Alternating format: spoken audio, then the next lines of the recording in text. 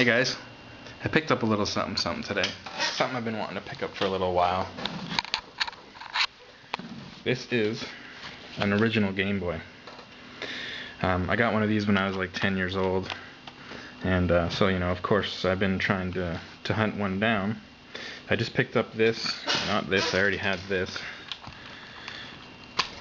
but everything here for $30. There's like 13 games here, all in the cases, and there's the battery pack and the plug, the light. This was an accessory, just the light. This is the link cable that came with originally, and this is the 4-way link cable. You could link up to 4 of these for such games like F1 Race, I believe, supported the 4-player. Here's the system itself. Like I said, this came out in 1989, both in North America and Japan. It came out a few months earlier in Japan, but this retailed for $99.99, and that came with 4 batteries, a pair of headphones, the link cable, and Tetris. So it was a really good price for the time compared to the other handhelds on the market, and that's really the main reason why this system did as well as it did. Also, it had a lot of third-party support, so it had a lot of titles. This one runs off 4 AA's, and they do last a good, I would say, 10 hours of gameplay off a set of good 4 AA's. That's the other reason why it did good, and that's one of the main reasons why the more expensive systems like the Atari Lynx and the Sega Game Gear did not do so good. They took 6 AA's and they would only last 3 hours of gameplay. So a big difference in the battery life there too. But anyways, cartridge slot on top, power button on top. Now when you turn the power button on, this little key locks in the game. Similar controls to an NES, of course, your B and your A and your start and select. Basically the same controls of a Nintendo. Here's the port for the link cable. I can't get it off right now, but that's the cover for the port for the link cables. There's your volume control. There's the contrast control for the screen. And there's the power plug for the AC adapter or the battery pack.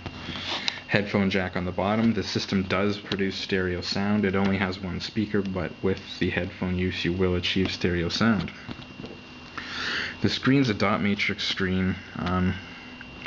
The resolution's something like 144 by 160 if I recall correctly, and it produces 4 shades of gray. The biggest problem with the screen is it is hard to see in your kind of average lighting conditions. You really do have to make sure that you're in good light, and even then you really have to concentrate on the screen to really see what you're doing. That's my biggest beef with this system, but we all lived with it, and this thing sold by the millions, so that's just what we had to put up with back in 1989 when we were 10 years old. So anyways, I'll show some games. Now I could hook these up through an emulator and show you the games, but I'm not going to do that, and the reason is I want to give you an idea of what it was like to play this original Game Boy in its day. So you're going to actually get to see this screen, and I'll try and get some decent lighting, so here we go.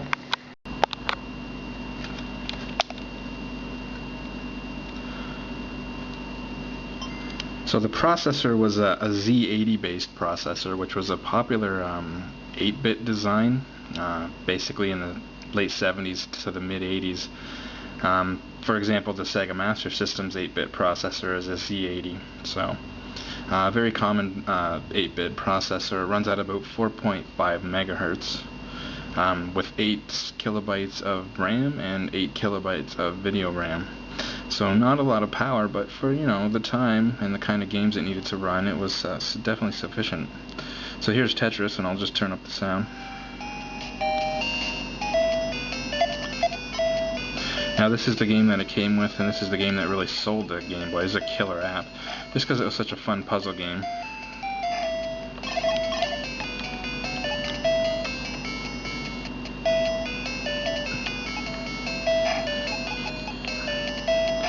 And I'm sure you already know what this game's all about. You basically just have to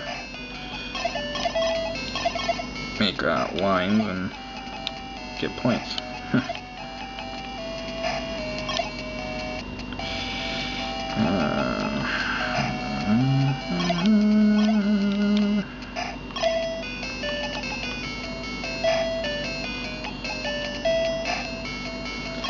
And I could get, a straight stick anytime now. That'd be great. Of course, it never gets you. There we go. So there you go. That's the object of the game.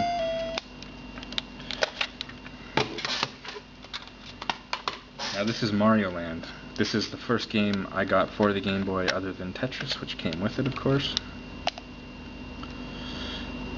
Basically they had to throw out a Mario game on a Game Boy, because you can't have a Nintendo system without a Mario game. This game's not bad. I like the music, and it's kind of, the graphics are nothing special.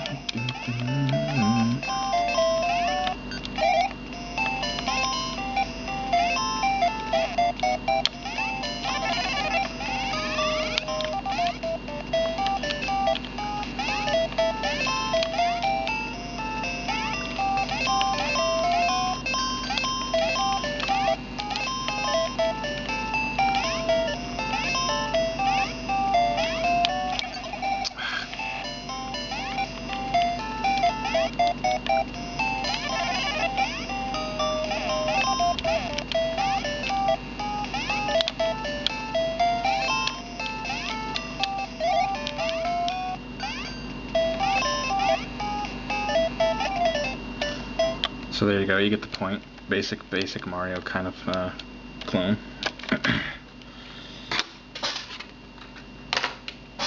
And this is Super Mario Land 2. Now this game is amazing. There's a lot of really neat things in this game. This is one of my favorite games on a Game Boy that I had when I was younger. This game saves your game, so you have 3 save slots. Now this game has a map similar to something you would see in Mario World. I think there's a way to view everything at once. There it is, yeah. So as you can see, it has a map with all the different worlds that you go to. And I'll just start a level here.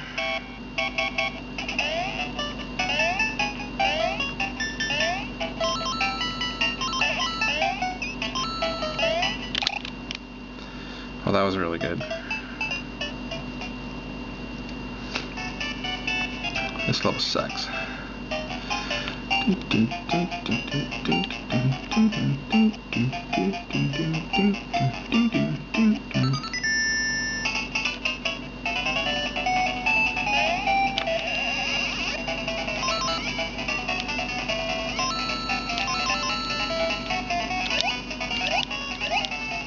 So as you can see, there's a lot of aspects from Mario 3, and there's a lot of aspects from, Super Mario World put into here. Mario does get some neat power-ups in this one. And, there's just lots of different variations in levels. And, Wario's in this one. Wario's like the main boss in this one. I think this is kind of where Wario was introduced, was in this game here. As far as I know, anyways. So this is a much better Mario game compared to the original Mario Land. The graphics are better, and the music, everything's just better. It's a really good game, like I said.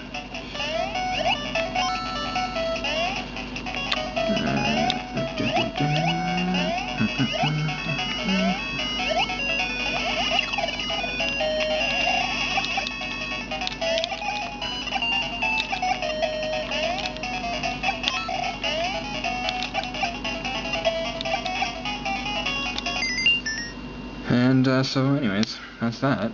Like I said, that's a really good game. And this is a really good system. I picked this one up, like I said, with all these 12 games. It's in really good shape, as you can tell. And so there you go.